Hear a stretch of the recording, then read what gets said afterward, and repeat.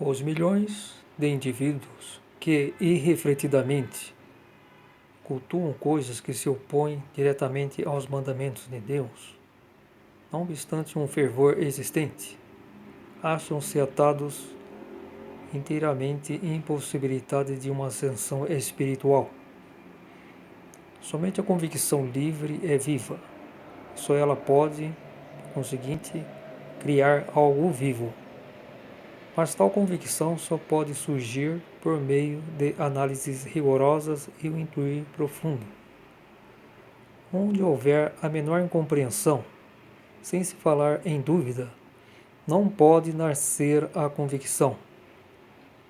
Apenas a apreensão total, sem lacunas, equivale à convicção, e apenas esta possui valor espiritual. É até doloroso se observar nas igrejas quando a multidão se persigna, se curva e se ajoelha irrefletidamente. Tais autônomos não deveriam ser contados como seres humanos que pensam. O sinal da cruz é o sinal da verdade e, por conseguinte, um sinal de Deus. Torna-se, pois, culpado quem se servir desse sinal da verdade, se exatamente nesse momento seu íntimo não estiver sendo verdadeiro sob todos os pontos de vista, se sua intuição não se encontrar incondicionalmente sintonizada com a verdade. Seria 100 vezes preferível que pessoas como essas deixassem de fazer o sinal da cruz, reservando-o para ocasiões em que toda a sua alma se encontrasse ajustada à verdade. Assim, portanto, ao próprio Deus e à sua vontade, pois Deus, seu Senhor, é a verdade. No entanto, constitui idolatria e franca violação ao mais sacrossanto dos mandamentos de seu Deus, quando elas veneram um símbolo, pois veneração só se presta a Deus. Eu sou o Senhor teu Deus, não terás outros deuses ao meu lado. Está expressamente dito, conciso, nítido e claramente, sem permitir sequer o mínimo desvio. Também Cristo mostrou muito especialmente a necessidade dessa observância. Propositalmente e de maneira significativa, a expôs justamente perante os fariseus, cognominando-a de lei suprema, isto é, que esta lei em circunstância alguma podia ser alterada ou violada. Essa designação diz simultaneamente que qualquer outro bem e qualquer outra crença não podem ganhar valor total se essa lei suprema não for cumprida de modo absoluto. É que tudo o mais depende dela. Consideremos, por exemplo, sem quaisquer preconceitos, a adoração à custódia. Existe em muitas pessoas um desacordo com o claro mandamento supremo. Espera o homem que seu Deus desça para essa hóstia transmutável como esclarecimento de que lhe presta divina deferência? Ou que Deus, com a consagração dessa hóstia, seja forçado a abaixar? Uma coisa é tão inconcebível quanto a outra, e menos ainda pode ser criada, com semelhante consagração, qualquer ligação direta com Deus, pois o caminho para tanto não é assim tão simples nem tão fácil. Não podem os homens nem os espíritos humanos, de modo algum, percorrê-lo até o fim. Quando então uma pessoa se prostra diante de uma figura esculpida em madeira, uma outra se prostra diante do sol e uma terceira diante da custódia, estão todas elas violando a suprema lei de Deus, se elas virem ali o próprio Deus vivo e, portanto, daí esperarem mercês e bênçãos imediatas. Em tal pressuposição falsa, em tal esperança e em tal sensação, encontrar-se-ia a própria violação, uma manifesta idolatria.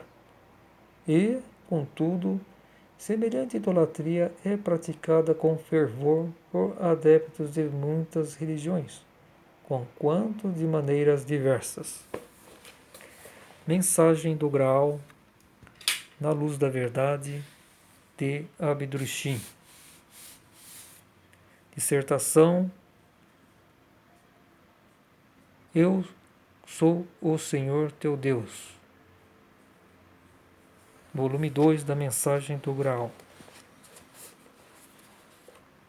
Sites www.mensagemdograu.com.br, www.graal.org.br. Os milhões de indivíduos que irrefletidamente cultuam coisas que se opõem diretamente aos mandamentos de Deus, não obstante um fervor existente, acham-se atados, inteiramente impossibilitados de uma ascensão espiritual.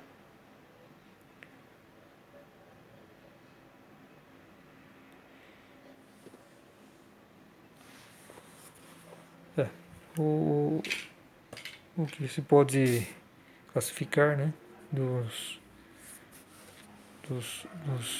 rituais religiosos, né, especialmente cristãos, que cultuam irrefletidamente, né, não é uma coisa própria. Ela simplesmente foi passada, um convence o outro, para assim, especialmente se tranquilizarem, né? O ser humano, ele quer se tranquilizar, ele não quer ter trabalho, ele quer ficar no comodismo da fé cega, né? Isso é o que mais domina a chamada fé cristã, religião cristã. Então, pode-se dizer que estão em um estado lamentável, espiritualmente falando. Terrenamente, eles vão de encontro às suas ambições, né? As presunções, a vaidade. Porque não existe igreja, religião mais pecadora do que a chamada cristã. E justamente porque ela se originou de um filho de Deus. As outras demais religiões eram preparadores do caminho. Nenhum era filho de Deus. E justamente por isso, a quem muito foi dado, muito será exigido. Então, justamente por isso, é o maior pecado.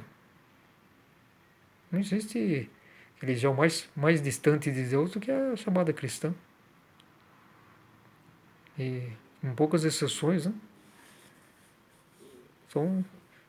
são pecadores. Aliás, todos, né, pode-se dizer, porque quando mesmo que tenham boa vontade, enfim, que tenha de fato um amor verdadeiro, carrega consigo o chamado entulho, né? Que eu chamo de entulho. Entulho é um defunto de entulho que carregam no cérebro. Entulho do quê? De crenças cegas. Coisas impossíveis na criação. Simplesmente vão naquela toada, porque acho que assim vão se beneficiar espiritualmente e terrenalmente. É a indolência espiritual. São tudo praticamente espíritos mortos, todos condenados. Essa é a realidade. Na imaginação, no fanatismo, na histeria coletiva, imaginam que estão em alturas elevadas, que estão servindo a Deus, mas estão servindo a própria presunção, a própria vaidade, o próprio egoísmo, a ganância. Então não existe realmente nenhuma religião na Terra que chegou ao ponto que chegou a religião cristã, de afastamento de Deus, afastamento da vontade de Deus, se opor. Então, aí pode se constatar o sucesso de Lúcifer. A própria igreja cristã, sem exceção, todos os adeptos é um reflexo vivo, vivo entre, entre aspas, do sucesso do querer de Lúcifer, que, que mostrou assim, né, toda a seu sucesso, seu sucesso em relação aos seres humanos, a cortar o laço, né? Porque não tem condições. Quem quem está nessa crença falsa, nessa tudo que reflete hoje que é a religião cristã, que, que saiu, são os coveiros da palavra viva de Cristo. Perdeu totalmente a severidade do amor de Cristo. Ele era um homem severo no seu amor, exigente. Então fizeram uma caricatura assim nefasta da, da, da real palavra de Cristo. Então não existem maiores pecadores, maiores que qualquer assassino, que qualquer pecaminoso aí que está na prostituição, que está no sensualismo, na comilança, no materialismo. Todos esses daí são menos culpados do que os adeptos da religião cristã. Essa é a realidade. Porque esses pecaminosos, os ladrões, os assassinos, as prostitutas, os, os, os que se entregam a todo tipo de prazeres materiais, sensuais, ganância, esses estão mostrando que é. Já todo mundo sabe que estão perdidos. Já mostra. Enquanto que o cristão não. Ele, ele é pecaminoso espiritual, do espírito, que é muito mais grave. Deturpando a palavra de Cristo, dando vazas à sua indolência, à sua escravidão, raciocínio.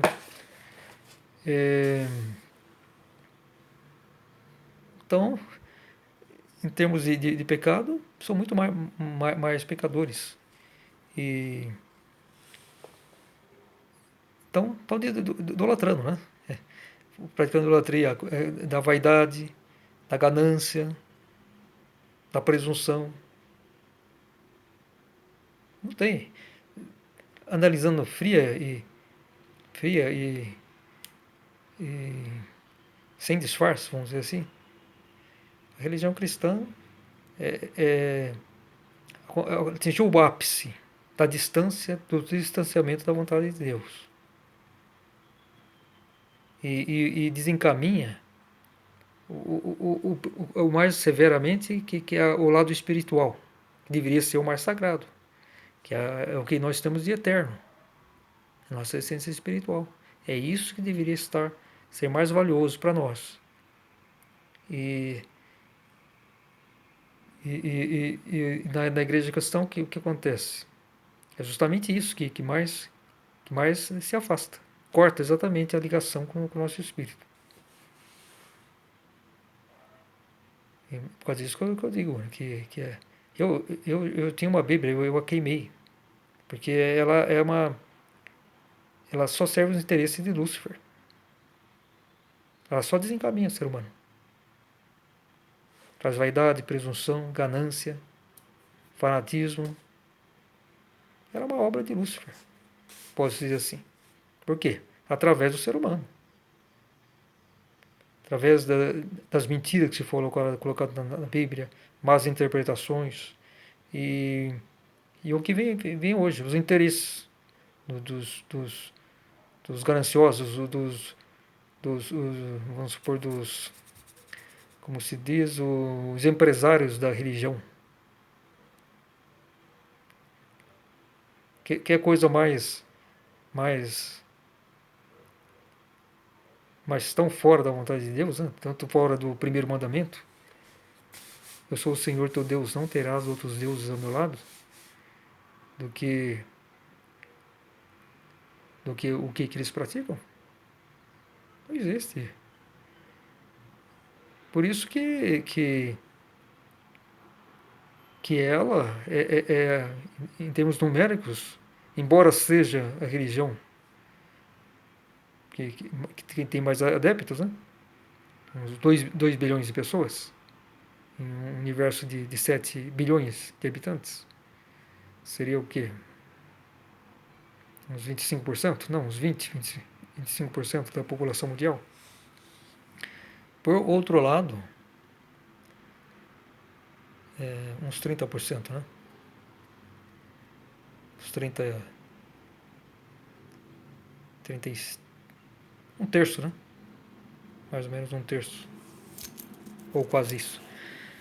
Por outro lado, pode dizer que metade da população mundial a rejeita.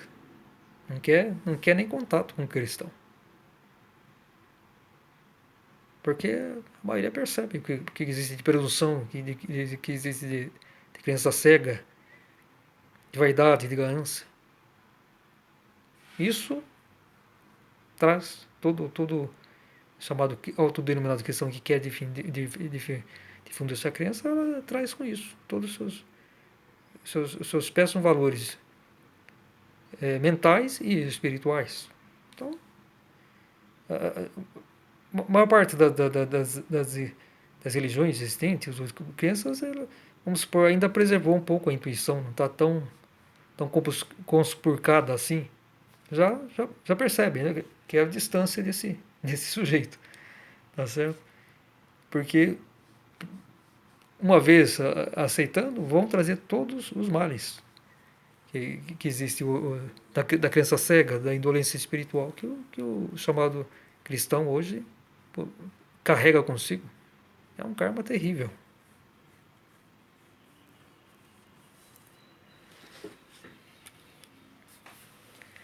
Somente a convicção livre é viva, e só ela pode, por conseguinte, criar algo vivo. Mas tal convicção só pode surgir por meio de análise rigorosa e um intuir profundo. Onde houver a menor incompreensão, sem se falar em dúvida, não pode nascer a convicção. Não existe convicção entre os chamados cristãos. Só crença cega. Um vai passando para o outro, né? E se escravizando, passando uma corrente, vamos dizer assim, no tornozelo. Né? Cada qual vão se acorrentando uns aos outros. E depois vão cair tudo para o abismo. É isso. É joio. Não tem nada de trigo aí. Todos vão para o abismo. Todos acorrentados, uns aos outros. Ninguém quer se libertar. Todos aqueles, um acorrentado dos outros. Vão cair todos de uma vez. Agora no juízo. Se não se emendarem, é exatamente isso que vai ocorrer.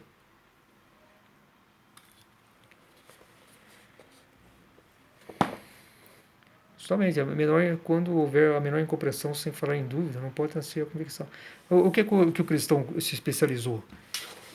Toda dúvida ele tampa com a fé cega. Né? Ele não quer construir uma ponte para a luz da verdade. Né? Ele quer, sempre fica um abismo entre ele e a verdade. Tudo através de crença cega. Não querem analisar, não querem.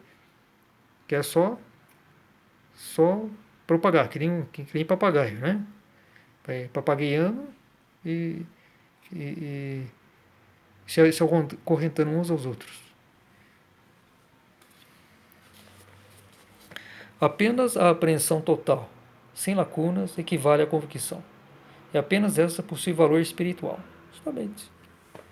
Quem tem verdadeira convicção. Porque um verdadeiro ensinamento de Deus não tem lacuna. Ele é principalmente espiritual. E o espírito, quando ele está vivo, ele sempre tem as respostas. Sem crença cega. É até doloroso se observar nas igrejas quando a multidão se persigna, se curva e se ajoelha irrefletidamente. Tais autômatos não deveriam ser contados como seres humanos que pensam. O sinal da cruz é o sinal da verdade e, por conseguinte, é um sinal de Deus. O sinal da cruz é o sinal, a cruz isósceles, né? Não a cruz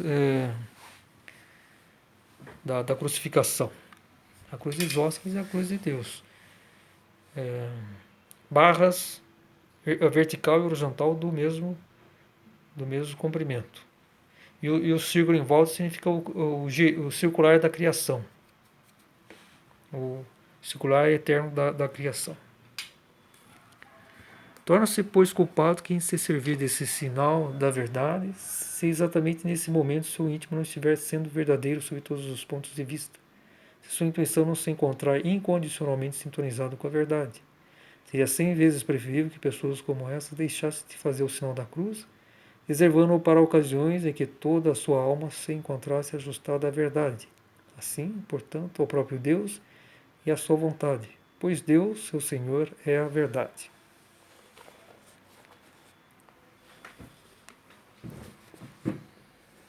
No entanto, constitui idolatria e franca violação ao mais sacrossanto dos mandamentos de seu Deus, quando elas veneram um símbolo, pois veneração só se presta a Deus.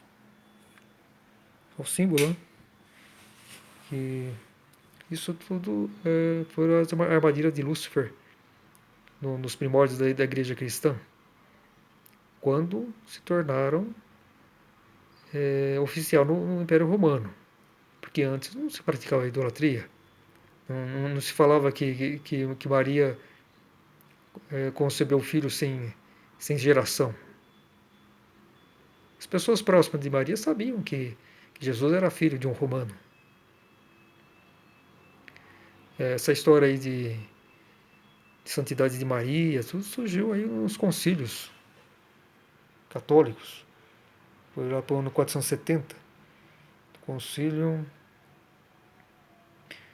não sei, me lembro exatamente qual concílio, não sei se de Éfeso, lá para o ano 470 que inventaram essa história da santificar Maria. Trair adeptos, incautos.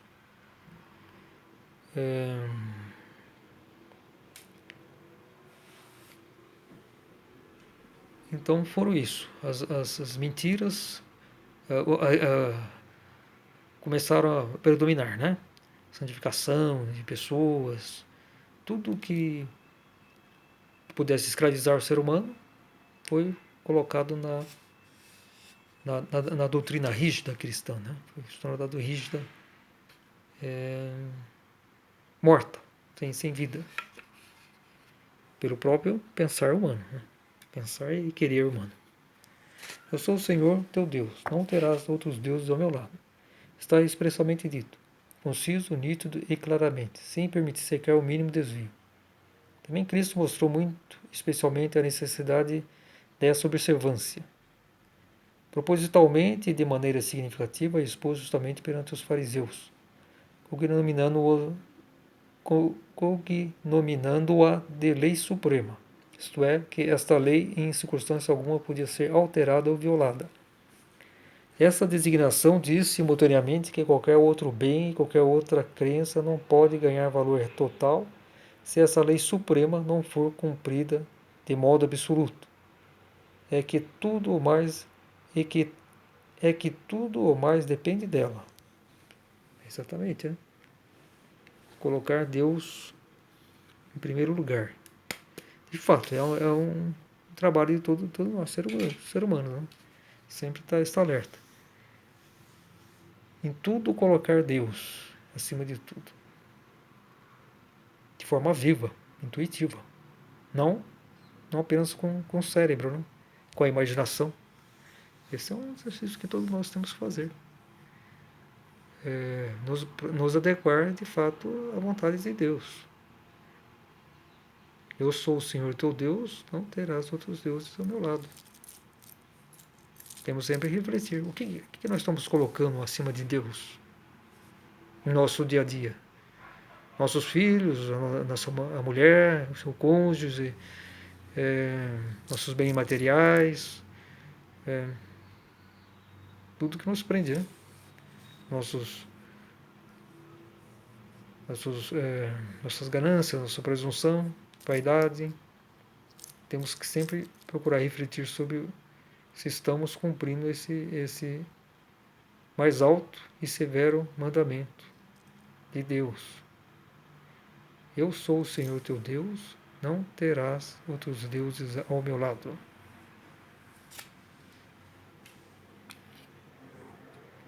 Consideremos, por exemplo, quaisquer preconceitos, sim, quaisquer preconceitos. A adoração à custódia. Existem muitas pessoas um desacordo com o claro mandamento supremo. Espera o homem que seu Deus desça para essa hóstia transmutável, como esclarecimento de que lhe presta divina deferência? O que Deus, com a sua consagração dessa hóstia, seja forçado a baixar?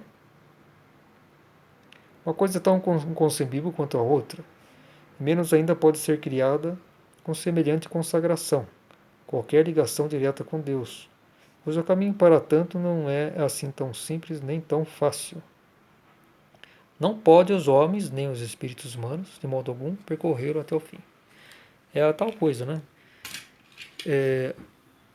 Se escravizar a uma organização. Isso é próprio do ser humano acorrentado à terra, seu raciocínio, seus interesses. Querem que escravos para sustentá-los. E colocam sempre algo entre o ser humano e Deus, que é a religião.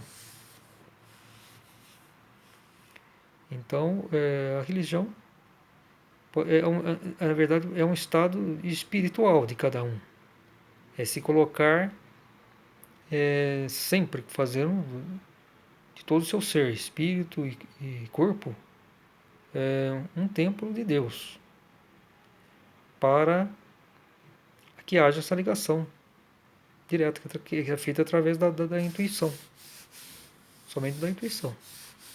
Vivências profundas, sempre com boa vontade, sempre com o coração agradecido por cada momento que possamos vivenciar, né? Procurando extrair de tudo, todas as vivências e ensinamentos.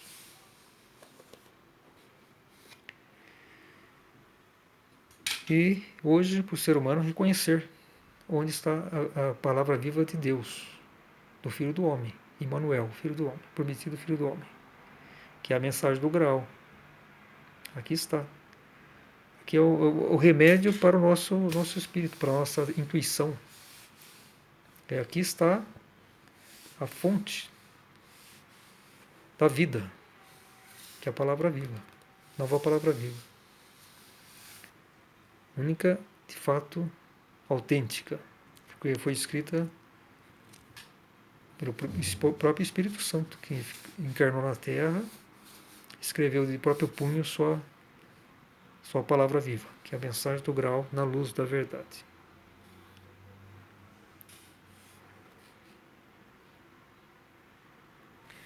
Quando então uma pessoa se prostra diante de uma figura esculpida em madeira, uma outra se prostra diante do sol e uma terceira diante da custódia, estão todas elas violando a suprema lei de Deus. Se elas virem ali o próprio Deus vivo e, portanto, daí esperarem mercês e bênçãos imediatas. Em tal pressuposição falsa, em tal esperança e em tal sensação, encontrar-se-ia a própria violação, uma manifesta idolatria. E, contudo, semelhante idolatria é praticada com fervor por adeptos de muitas religiões, conquanto de maneiras diversas. O ser humano ele vai ter que, no atual estágio, passar por um severo juízo mesmo. E aqueles que puderem habitar o reino de milênios vão com rigor aprender, de fato, a ser um verdadeiro ser humano. Então, um verdadeiro ser humano é aquele que obedece, aquele que segue sempre a vontade de Deus. E isso é um exercício diário, né? Enquanto nós estivermos na Terra, enquanto ainda não alcançarmos a nossa autoconsciência espiritual, é um dever nosso. Sempre. E na matéria, o risco é sempre maior. Enquanto estamos no processo de cairmos, desviarmos do caminho verdadeiro para o ser humano, que é o caminho de retorno à sua pátria espiritual, que é o paraíso, a eternidade. Esse é o nosso objetivo. Nós somos espíritos em desenvolvimento, nossa meta final é o retorno. De ter a autoconsciência espiritual e retornar à nossa pátria de origem.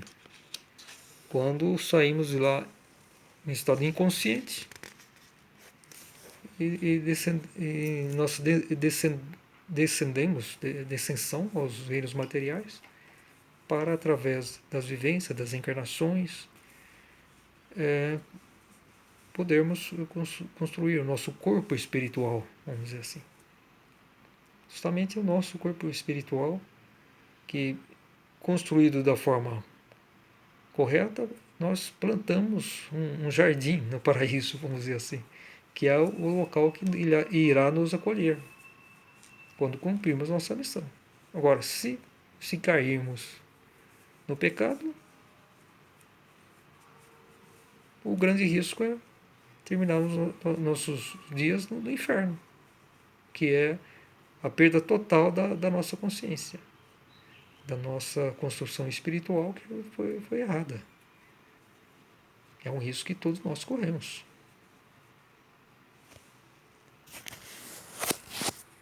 Então, o primeiro ponto aí é ser vivos espiritualmente. É a única salvação que nos resta. Nos tornar vivos espiritualmente. Só dessa forma nós poderemos alcançarmos a nossa meta, que é espiritual. É voltarmos para o paraíso, agora como espíritos autoconscientes.